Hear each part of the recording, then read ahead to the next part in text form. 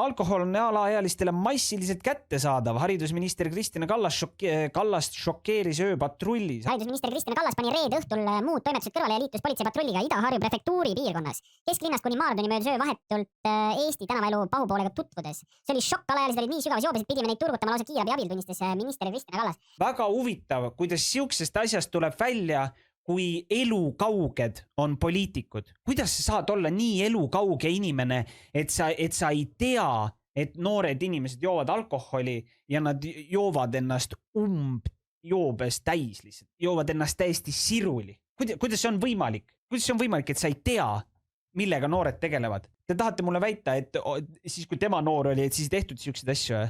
Ma olen enam kui kindel, et siis tehti veel hullemini. Minu isiklik teik noorte ja alkoholi kohta on see, annaks ainult kõrgemad jõud, et noored oleks võimelised jooma rohkem alkoholi. Versus see, mida mina isiklikult olen näinud, et inimesed enam ei joo alkoholi, vaid nad teevad aineid. Ja tihti lugu, vähemalt minule tundub kõrvaltvaatajana, et nad isegi ei tea, mida nad teevad. Vaid kui sa küsid, mis see on, siis vend on mingi, mina ei tea, pohhui, Mart andis, pidi normilt littima. Ja lihtsalt tõmbab ära. Ja siis sa lihtsalt vaatad seda venda ja siis ta on mingi nagu saad aru. Ja siis sa samal ajal paed viinapitsi seal kõrval lihtsalt. Ja siis sul nagu ja lööb jumala lukku ära lihtsalt. Et halloo, mis maailmas me elame. Ja väga vittus. Ja see on üha süvenev. See on üha rohkem ja rohkem süvenev probleem.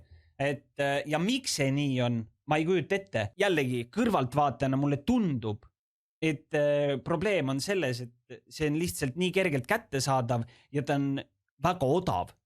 Võrreldes sellega, et millise paugu sa saad selle mingisuguse 10-15 euro eest kätte versus see, et mis paugu sa saad, kui sa näiteks ostad endale 2 koksi. Et see nagu, see liter, nii öelda siis, on lihtsalt kordades kõvem selle sama raha eest, mis sa saad osta näiteks alkohol. Tõenäoliselt on see juht nagu ajend, miks noored teevad nagu nii jõhkralt mingeid aineid. Ja kui te küsite, et mida nad siis täpselt teevad, siis ma ei oska isegi vastata, sest kui sa küsid talt, siis ta türa isegi ei tea. Ma ei tea, Mart andis, pidi normilt littima. Okeine. Ega kuidas sa siis tead, mis sa teed? No ma ei tea, vahet ei ole. Väga julm.